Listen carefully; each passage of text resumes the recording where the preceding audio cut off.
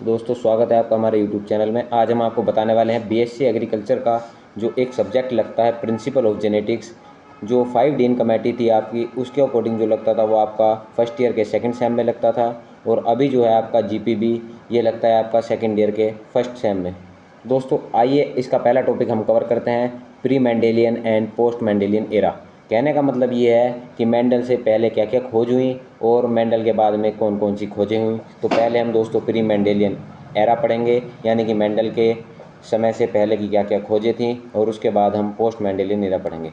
दोस्तों जो मेंडल था, मेंडल क्या था, एक चर्च का पादरी था और चेस्कोस्लोवेशिया नामक शहर का वो रहने वाला था, जो ऑस्ट्रिया देश में आता है। ठीक है, ऑस्ट्रिया देश का चेस्कोस्लोवेशिया शहर था। मेंडल की अगर बात करें, उसका जन्म हुआ था दोस्तों 20 जुलाई 1822 को, और उसकी मृत्यु 6 जनवरी 1884 को हो गई थी। तो दोस्तों मेंडल के समय से पहले जो पहली खोज की गई थी वो था आपका पूर्ण गठन सिद्धांत। तो दोस्तों पूर्ण गठन सिद्धांत जो था, इसके अनुसार क्या कहा गया था कि कोई भी, आपने सुना होगा कि एक फीमेल गैमेट होता है, एक मेल गैमेट होता है, दोनों को मिलाने से क्या बन जाता है आपका कोई भी नया यानी अगर मेल देखें तो मेल से क्या आता है शुक्राणु, और फीमेल के जो ऑर्गन्स होते हैं उससे क्या आता है अंडाणु, दोनों से मिलकर क्या बनता है गैमेट बनता है। तो इनका कहना ये था कि जो शुक्राणु और अंडाणु होते हैं ये लघु रूप में उपस्थित होते हैं, और जो इनका लघु रूप होता है वो एक जीव का रूप होता है। कहने का मतलब ये कि जो पूर्ण गठन सिद्धांत था उसका तात्पर्य यह था कि जो शुक्राणु और अंडाणु होते हैं वो प्रत्येक जीव में लघु रूप में विद्यमान रहते हैं, और जैसे ही फर्टिलाइजेशन की प्रक्रिया होती है तब वो अपने बड़े आकार में क्या हो जाते हैं, विकसित हो जाते हैं। तो ये थ्योरी जो थी ये पहली थ्योरी थी, और मेंडल से पहले की ये थ्योरी है। दूसरी थ्योरी दोस्तों डार्विन ने दी थी, जिसका नाम था पेनजेनेसिस थ्योरी। और मेंडल का कहना ये था कि शरीर का जो प्रत्येक कण है, प्रत्येक कोशिका है, उसमें अनेक प्रकार के सूक्ष्म कण निकलते हैं।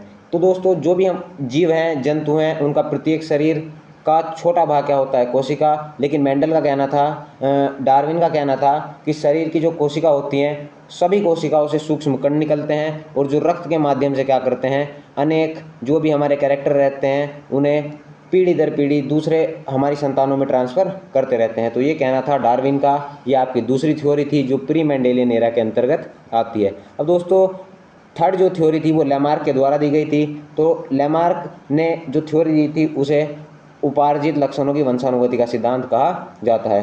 तो इन्होंने क्या कहा था कि जीव जो भी लक्षण जीवन में अर्जित करते हैं या प्राप्त करते हैं, कहने का मतलब ये कि एग्जाम्पल जैसे कि कोई मनुष्य है, और मनुष्य के अगर जैसे पूंछ आ गई वातावरण के कारण, तो वो अगली पीढ़ी में भी उनके पूंछ आएगी। लेकिन वो पूंछ जो थी वो वंशानुगत नहीं थी, पीढ़ी दर पीढ़ी नहीं चल रही थी। लेकिन जो आने वाली पीढ़ी में होगी तो वो क्या होगी दोस्तों, वो आ जाएगी। तो कहने का मतलब ये है कि दोस्तों कि कोई भी पेरेंट्स हैं, अगर उनके अंदर कोई भी लक्षण नहीं है और वातावरण के कारण कोई भी लक्षण उनके अंदर क्या हो गया, डेवलप हो गया, तो अगली पीढ़ी में वो लक्षण चलता हुआ चला जाएगा। जैसे कि इन्होंने एग्जाम्पल दिया था जिराफ का। इन्होंने कहा था कि जिराफ जो था वो ऊंचे ऊंचे पेड़ों से क्या खाने लगा, टहनी शाखाएं खाने लगा, जिस चीज़ से कि गर्दन में क्या आ गया, खिंचाव आ गया, और खिंचाव आने के कारण जो पीढ़ी दर पीढ़ी आगे उसकी पीढ़ी आती रही, उनकी गर्दन क्या हो गई, लंबी हो गई।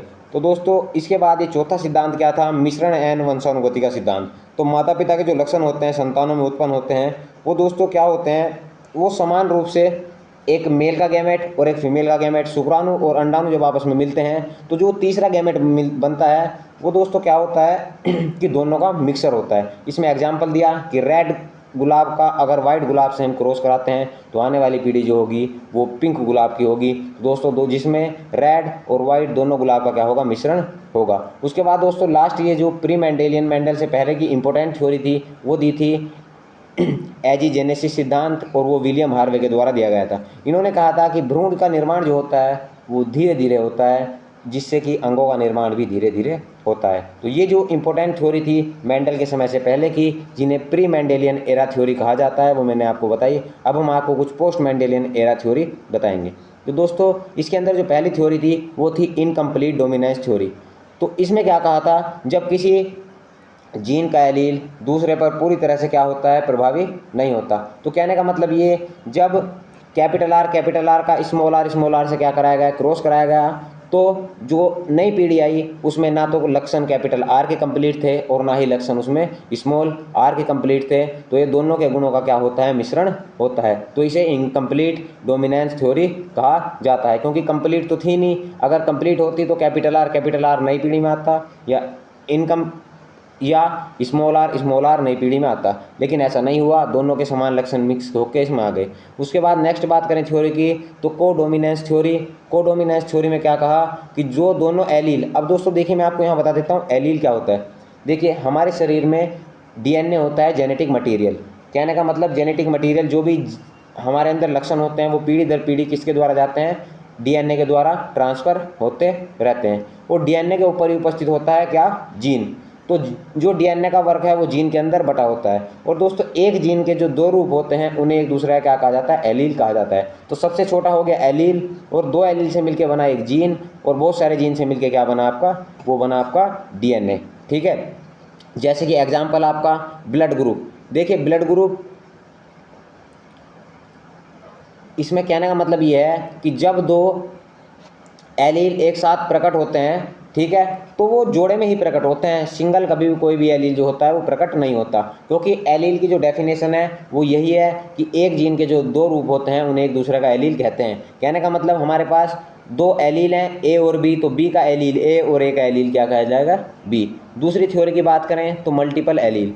दोस्तों एक थ्योरी थी मल्टीपल एलील की, जब किसी विशेष लक्षण के लिए दो या दो से अधिक एलील मौजूद होते हैं। दोस्तों लक्षण एक है लेकिन एलील क्या कर रहे हैं, दो या दो से अधिक एलील क्या है उसके लिए जिम्मेदार हैं, तो उसे क्या कहा जाता है, मल्टीपल एलील कहा जाता है। लेकिन दोस्तों सोच समझने वाली बात यह है कि कोई भी व्यक्ति होता है तो उसमें केवल एक समय में दो ही एलील हो सकते हैं, क्योंकि मैंने कहा आपको कि एलील जो होते हैं वो जोड़े में उपस्थित होते हैं, ना तो सिंगल पाया जाएगा, दो एलील पाए जाएंगे जो एक दूसरे के क्या होंगे, एलील होंगे, दो जोड़े में पाए जाएंगे जिन्हें क्या कहा जाएगा, एक दूसरे का एलील कहा जाएगा। उसके बाद नेक्स्ट बात करें तो पीलियोट्रोपी। दोस्तों जब एक जीन होता है वो अकेला जीन, देखिए जब बात की थी मल्टीपल एलील की तो इसमें दो एलील थे वो एक लक्षण को कंट्रोल कर रहे थे, लेकिन जब आप पीलियोट्रोपी की बात कर रहे हैं तो यहाँ केवल एक ही जीन क्या कर रहा है, बहुत सारे लक्षणों को कंट्रोल कर रहा है, तो उसे क्या कहा जाता है, पीलियोट्रोपी। ये एक विशेष प्रकार का जीन होता है, विशेष प्रकार की कंडीशन होती है, बहुत ज़्यादा एग्जाम में पूछी जाती है। तो पीलियोट्रोपी का मतलब होता है एक ही जीन जब बहुत सारे लक्षणों को प्रभावित करता है तो उसे पीलियोट्रोपी कहा जाता है। जैसे कि एग्जाम्पल की बात करें, एनीमिया जो बीमारी होती है उसमें आरबीसी की जो कोशिकाएँ होती हैं, रेड ब्लड सेल की, और ऑक्सीजन की जो वहन क्षमता होती है, उन दोनों को जो कंट्रोल करता है वो केवल हमारा सिकल सेल अकेला ही क्या करता है, कंट्रोल करता है। उसके बाद नेक्स्ट थ्योरी की बात करें, एपिस्टेटिस थ्योरी।